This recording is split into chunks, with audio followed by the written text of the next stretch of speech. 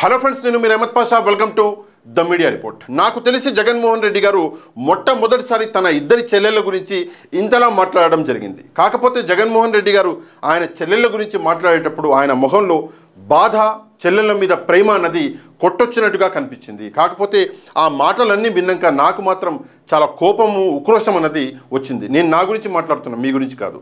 ఈరోజు సాక్షి news paper చూడండి, ఇక్కడ ఒక ఫోటో ఇచ్చిండు. ఈ ఫోటో ఏంటి మీ అందరికీ తెలుసు, కాకపోతే ఒకసారి చెప్తా. ఇక్కడ పైన రాసిండు, వైఎస్ఆర్ జిల్లా ప్రొద్దుటూరులో జరిగిన మేమంతా సిద్ధం సభకు హాజరైన అశేష జనసందోహంలో ఒక భాగము. వచ్చిన ప్రజలందరిలో అందరి ఫోటో ఒక ఫ్రేమ్లో తీయలేం కాబట్టి ఒక భాగం ఫోటో తీసిండు. కాకపోతే ఈ జన సముద్రాన్ని చూసినాక నాకు మాత్రం వైఎస్ఆర్ సిపి గెలుపు అన్నది, అది కూడా లాస్ట్ టైం 152 సీట్లు వచ్చినాయి, ఈసారి అంతకంటే ఎక్కువ వస్తాయని చెప్పేసి ఒక నమ్మకం అన్నది ఈ ఫోటో చూసిన తర్వాత నాకు కలుగుతుంది. కింద చూసుకున్నట్లయితే జగన్మోహన్ రెడ్డి గారిది ఒక క్లాసిక్ ఫోటో అన్నది ఇచ్చాడు. ఇది నిజంగానే రాబోయే రోజులలో క్లాసిక్ ఫోటో అవుతుంది.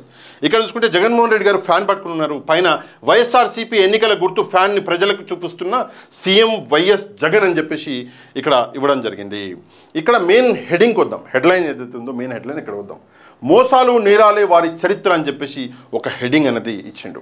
ఇక్కడ చూసుకుంటే ప్రొద్దుటూరు బహిరంగ సభలో నిప్పులు చెరిగిన ముఖ్యమంత్రి వైఎస్ జగన్ అని చెప్పేసి చెప్తున్నాడు. ఎందుకంత కోపం వచ్చింది, ఎందుకు నిప్పులు చెరిగిర్రు, నేను పాయింట్ టు పాయింట్ కొంచెం ఫాస్ట్గా చెప్తా, కొంచెం అర్థం చేసుకోవడానికి ట్రై చేయండి. ఓకే, ఇక్కడ చూసుకుంటే చిన్నాన్న వివేకాను ఎవరు చంపారు, ఎందుకు చంపారో అందరికీ తెలుసు అని చెప్పేసి ఫస్ట్ పాయింట్ ఉంది. చిన్నాయన వివేకానంద రెడ్డి గారిని ఎవరు చంపిర్రు, ఎందుకు చంపారు అన్న క్లారిటీ ప్రజలకి, ఆంధ్రప్రదేశ్ ప్రజలకి మాత్రమే కాదు, ప్రపంచంలో ఉన్న తెలుగు వారందరికీ ఒక క్లారిటీ అన్నది ఉంది. ఎందుకంటే చంపిన వాడే ఎందుకు చంపిండో ముందు చెప్పిండు, లొంగిపోయిండు, మొత్తం క్లారిటీ అన్నది ఉంది.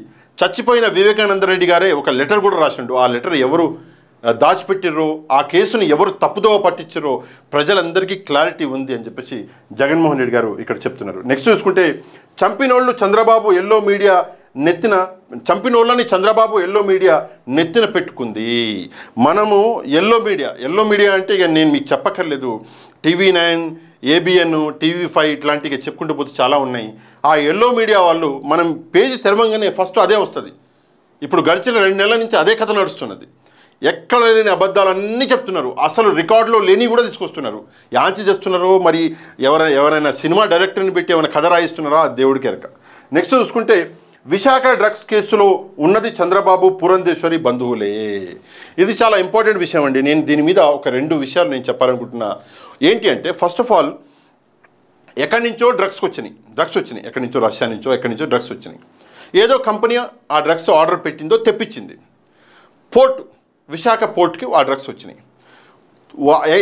ఏ కంట్రీ నుంచి అయితే డ్రగ్స్ వచ్చినాయో ఆ కంట్రీకి జగన్మోహన్ రెడ్డి గారికి సంబంధం లేదు. ఎవడైతే తెప్పించిండో వాడికి జగన్మోహన్ రెడ్డి గారికి సంబంధం లేదు. విశాఖ పోర్టుకి ఆ డ్రగ్స్ వచ్చినాయి. ఆ పోర్టుకి జగన్మోహన్ రెడ్డి గారి ప్రభుత్వానికి కూడా సంబంధం లేదు. ఎందుకంటే ఆ పోర్ట్ వచ్చేసి సెంట్రల్ గవర్నమెంట్ పరిధిలో ఉంటుంది, అది స్టేట్ గవర్నమెంట్ పరిధిలో ఉండదు.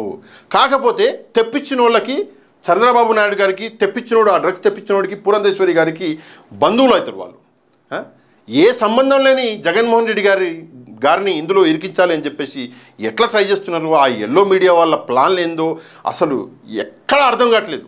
అండ్ జనాలు కూడా, నేను ఆంధ్రప్రదేశ్ 12 రోజులు ఉన్నా, నేను అక్కడ తిరిగిన జనాలని ఎంతలా పాలిష్ చేసారు అంటే, వాళ్ళు మన ముందర ఇట్లా అరే ఇది మామిడి పండురా అని చెప్పేసి మామిడి పండు చేతి పట్టుకుని నిలబడితే చూపిస్తే కాదు జామ పండు అన్నాడు. అరే కాదురా మామిడి పండురా నేను కోసి చూపిస్తా అంటే కాదు ఈనాడులో వస్తే ఒప్పుకుంటా, TV5లో వస్తే ఒప్పుకుంటా, ABNలో వస్తే ఒప్పుకుంటా, ఆంధ్రజ్యోతిలో వస్తే ఒప్పుకుంటా, మా అయ్యే పేపర్లు అందులో ఇది మామిడికాయని రాయాలి, మామిడి పండు అని, అప్పుడే నేను ఒప్పుకుంటా, కానీ నువ్వు చూపించినా నేను ఒప్పుకుంటా అంటాడు. అట్లాంటి పరిస్థితులు అన్నవి తీసుకొచ్చింది ఎల్లో మీడియా. నెక్స్ట్ చూసుకుంటే నేరం వాళ్ళు చేసి నెపం వైఎస్ఆర్సీపీ పైన తోస్తున్నారు. డ్రగ్స్ కేసులో నేరం చేసింది చంద్రబాబు నాయుడు, పురంధేశ్వరి గారి బంధువులు, వాళ్ళకి సంబంధించిన కంపెనీ అది. వాళ్ళు నేరాలు చేసి వాళ్ళు తెప్పించి ఎక్కడ అసలు సంబంధమే లేని వైఎస్ఆర్సీపీ మీద నూకేయడానికి ట్రై చేస్తున్నారు. అది అర్థం కాని విషయం. నెక్స్ట్ మనం చూసుకున్నట్లయితే బతుకున్నప్పుడు NTRకు వెన్నుపోటు, చనిపోయాక వీళ్ళే విగ్రహాలు పెట్టిస్తారు. బతుకున్నప్పుడు వెన్నుపోటు పొడిచి ఆయన చావుకి కారణమైండు చంద్రం బాబాయ్ చావుకి కారణమైండు. ఆ ఎల్లో బ్యాచ్ చేసిన కుట్ర అంత ఇంత కాదు. ఓ ఇద్దరు ముగ్గురు ఎమ్మెల్యేలు ఉంటే మా దగ్గర 50 మంది ఎమ్మెల్యేలు 55 మంది ఉన్నారు, 100 మంది ఉన్నారు అని చెప్పేసి దొంగరాతలు రాయించి మన ఎన్టీఆర్ గారికి వెన్నుపోటు పొడిచి ఆయన చావుకు కారణమై ఆయన చచ్చిపోగానే మళ్ళీ ఆయన విగ్రహాలకే ఫోటోలు పెట్టడము, విగ్రహాలు పెట్టడము, దండలేయడము. సరే నీకు అంత ఎన్టీ రామారావు గారు అంటే ప్రేమ కదా, మరి నువ్వు ముఖ్యమంత్రి బొచ్చు ఏం బిగనిగాను? చెయ్యి. బాలకృష్ణను హరికృష్ణ గారు ఉన్నప్పుడు ఆయన చేయలేదు, బాలకృష్ణ చెయ్యి. లేకపోతే ఇప్పుడు కొత్తగా ఏదో బోరింగ్ స్టారో వచ్చింది కదా, ఆయన చెయ్యి. అది కాదు, నువ్వు ముఖ్యమంత్రిగా ఉండాలి, నీ కొడుకు నీ తర్వాత పాలించాలి, కానీ పూలదండ మాత్రం ఎన్టీ రామారావు గారికి ఇవ్వాలి. దొంగలు ఏదేదో అంటారు కదా. నెక్స్ట్ చూసుకుంటే అబద్ధాలు చెప్పేవాళ్ళు, మోసాలు చేసే వాళ్ళే మనకు ప్రత్యర్థులు. అబద్ధాలు మోసాలు చేసే ప్రతి ఒక్కడు వైసీపీకి ప్రత్యర్థే. ఎందుకంటే దొంగనా కొడుకులు ఎక్కువైపోయారు. ఆ ప్రతి దొంగనా కొడుకు మాకు ప్రత్యర్థి అని చెప్పేసి చెప్తున్నాడు ఇక్కడ జగన్మోహన్ రెడ్డి గారు. వీరంతా కలిసి నన్ను దెబ్బతీసేందుకు కుట్రలు కుతంత్రాలు అందరూ కలిసి, ఎవరెవరు కలిసి ఒక పాలు చెప్తా. టీడీపీ, బీజేపీ, జనసేన, మన ఏమంటారు ఇక్కడ ఎల్లో మీడియా, ఏబిఎన్, ఈనాడు, టీవీ5, ఇట్లా వీళ్ళందరూ కలిసి ఒక్క జగన్మోహన్ రెడ్డి గారిని, వీళ్ళతో పాటు మళ్ళీ దరిద్రం ఏంటంటే వైఎస్ షర్మిల గారు, కింద సునీత గారు, తన చెల్లెళ్ళే, జగన్మోహన్ రెడ్డి గారి చెల్లెళ్ళే, వీళ్ళందరూ కలిసి ఈ 8 మంది ఒక్కడిని ఓడించడానికి ప్రయత్నిస్తున్నారు. ఇది నిజంగా సిగ్గుచేటు. నెక్స్ట్ చూసుకుంటే ఈసారి నా ఇద్దరు చెల్లెళ్ళు కూడా కుట్రలో భాగస్వాములయ్యారు. ఇది చాలా ఇంపార్టెంట్ పాయింట్ అండి. ఏ ప్రపంచంలో ఏ అన్నకు కూడా ఇట్లాంటి పరిస్థితి అనేది రాకూడదు. ఈ పరిస్థితి ఎందుకు వచ్చింది అంటే కుర్చీ వ్యామోహం. సొంత చెల్లేమో కుర్చీల మీద వ్యామోహంతో నాకు ఎట్లన్నా పదవి కావాలని చెప్పేసి, ఏ రాష్ట్రం ఖాళీగా ఉంటే తెలంగాణ ఖాళీగా ఉందని పోయి ఆడ ఓ 2 ఏళ్ళు 3 ఏళ్ళు మంచిగా టైంపాస్ చేసి మళ్ళీ ఆంధ్ర మీద పడ్డది. ఇంకో చెల్లేమో మళ్ళీ ఏం ఆశ చూపించారో ఏందో తెలియదు, నిజాలన్నీ మాట్లాడింది, సంవత్సరం 2 ఏళ్ల పాటు చెప్పింది.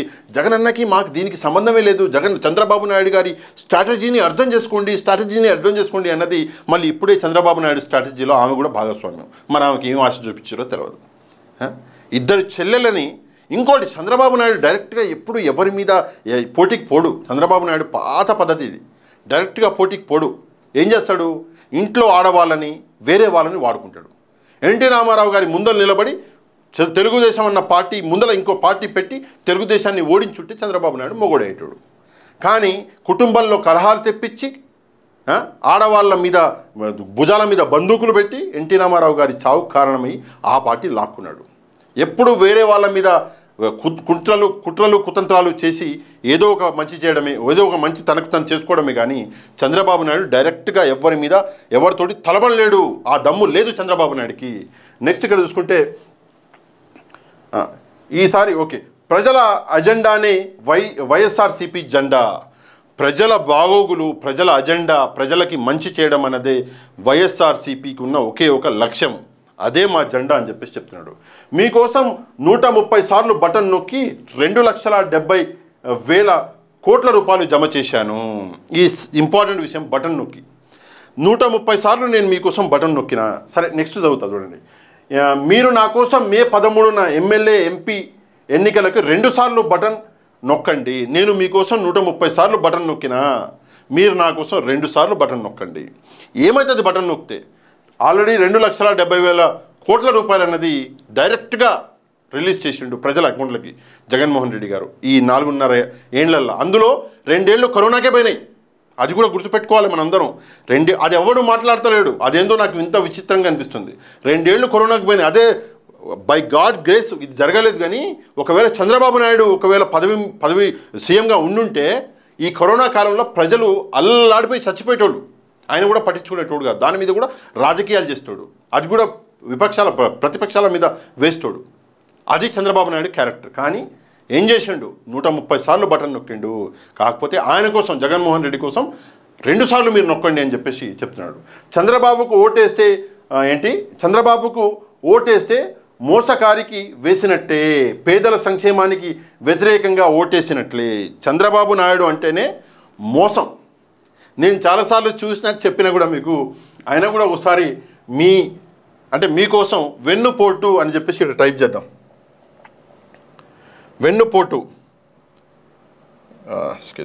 వెన్నుపోటు అని టైప్ చేస్తే ఏమొస్తుంది అంటే చూడండి, వెన్నుపోటు అని టైప్ చేసిన గూగుల్లో, సారీ ఏమొస్తుంది అది,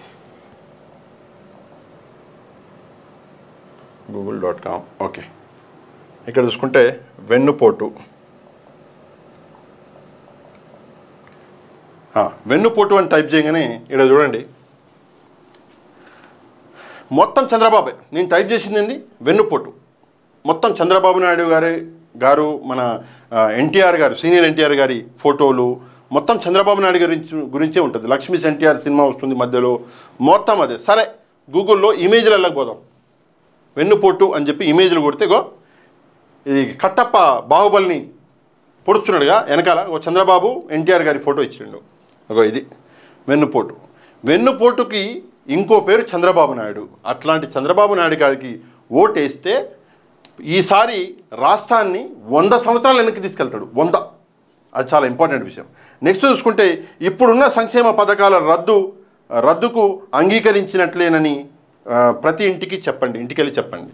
అంటే ప్రస్తుతం ఏదైతే సంక్షేమ పథకాలు అందుతున్నాయో, ప్రజలకు ఏదైతే వైసీపీ జగన్మోహన్ రెడ్డి గారు మంచి చేస్తున్నారో ఆ సంక్షేమ పథకాలన్నిటినీ చంద్రబాబు నాయుడికి ఓటేస్తే మన సంక్షేమ పథకాలని మనమే ఆపేసినట్టు అవుతుంది.